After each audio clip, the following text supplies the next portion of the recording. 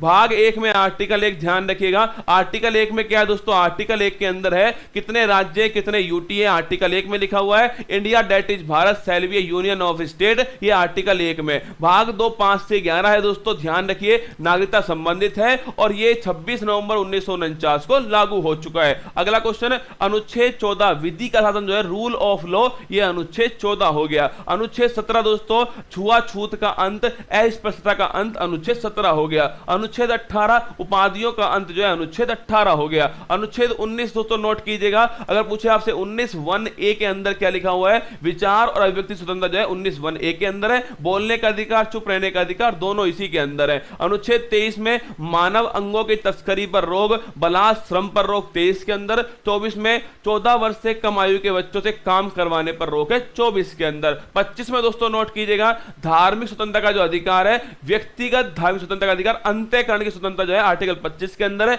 व्यक्ति कोई भी धर्म अपनाए कोई भी धर्म नहीं अपनाए, ये दोस्तों इसे तय करना है, राज्य इसमें हस्तक्षेप नहीं करेगा। आर्टिकल 32 दोस्तों संवैधानिक उपचारों का जो अधिकार है आर्टिकल 32 के अंदर, ध्यान रखिएगा 5 प्रकार की जो रिट है वो सुप्रीम कोर्ट जारी करता है, बंदी प्रत्यक्षीकरण, परमादेश, अधिकार परीक्षा, उत्प्रेषण और प्रतिषेध। इसके अलावा अनुच्छेद 37 में डीपीएसपी न्यायालय में प्रवर्तनीय नहीं होंगे, ये आर्टिकल 237 के अंदर लिखा हुआ है डीपीएसपी के बारे में, है ना। इसके बाद 39A ध्यान रखिएगा फ्री लीगल एड दोस्तों, निशुल्क विधिक सहायता जो है आर्टिकल 39A के अंदर लिखी हुई है और इसी के द्वारा NALSA national legal service authority की स्थापना की जाती है। इसके बाद देखिए अनुच्छेद 40 है ग्राम पंचायत का गठन जो अनुच्छेद 40 के अंदर है। 44 में ध्यान रखिएगा दोस्तों समान नागरिक संहिता यूनिफॉर्म सिविल कोड जो 44 के अंदर है, गोवा के अंदर लागू है। 47 में नोट करना राइट टू न्यूट्रिशन जो है पोषण का अधिकार जो है 47 के अंदर है। 50 के अंदर नोट कर लेना, 50 के अंदर कार्यपालिका और न्यायपालिका का जो अंतर है,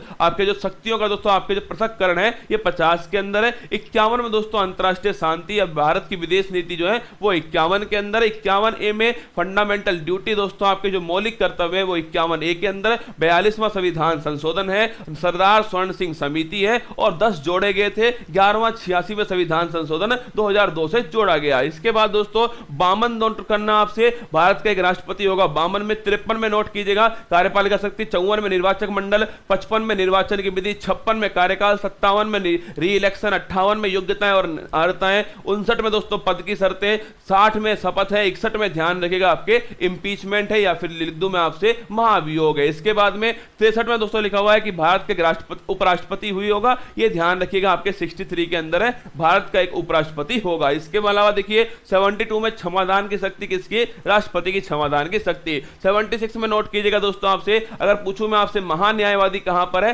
76 के अंदर है, राष्ट्रपति के प्रसाद पर्यंत ये काम करता है। इसके अलावा 79 की बात करूं, संसद जो है ये 79 के अंदर दोस्तों, अगर पूछे राज्यसभा 80 के अंदर है और लोकसभा नोट कर लेना ये 81 के अंदर है। इसके अलावा 108 में ध्यान रखिएगा ज्वाइंट सिटिंग के बारे में 108 में लिखा हुआ है। 110 के अंदर दोस्तों धन विधेयक के बारे में, धन विधेयक है या नहीं ये कौन तय करेगा, ये दोस्तों ध्यान रखिए आपके लोकसभा स्पीकर तय करने वाला है। और धन विधेयक ध्यान रखिए सबसे पहले आपके लोकसभा के अंदर आने वाला है, ज्वाइंट सिटिंग धन विधेयक और संविधान संशोधन विधेयक पर नहीं होने वाली है। इसके अलावा 112 के अंदर एनुअल फाइनेंशियल स्टेटमेंट है, वार्षिक वित्तीय विवरण है जिसे आप बजट कहते हो, वो 112 के अंदर लिखा है। 123 में नोट करना दोस्तों आपसे पूछे 1 2 3 में क्या है, तो राष्ट्रपति का अध्यादेश जो है 1 2 3 के अंदर है। 124 में सुप्रीम कोर्ट की न्यायाधीशों की नियुक्ति कैसे होगी, उनकी शपथ कैसे होगी, वेतन भत्ते क्या होंगे, कौन उन्हें हटाएगा, ये सारी बातें 124 के अंदर है। 1 to 9 में लिखा हुआ है कि सुप्रीम कोर्ट एक अभिलेख न्यायालय होगा, ये 1 to 9 के अंदर लिखा हुआ है।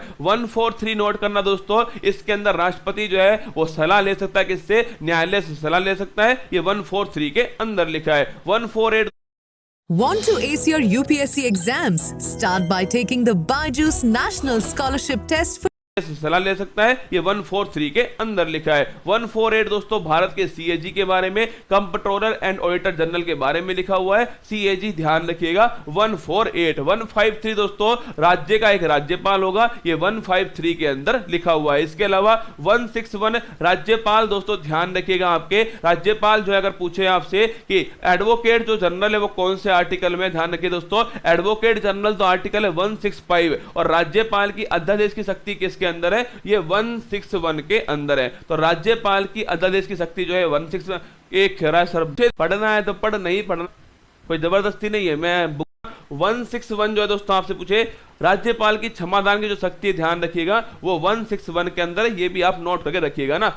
164 के अंदर क्या है, मुख्यमंत्री जो है 164 के अंदर है, ये भी दोस्तों आपको ध्यान रखना है ना। आगे देखिए 165 के अंदर क्या है दोस्तों, आपसे पूछे 165 नोट करना, आपके जो एडवोकेट जनरल है वो 165 के अंदर है, महाधिवक्ता 165 के अंदर है, ये भी आप थोड़ा ध्यान रखिए ना। छोड़िए दोस्तों ना।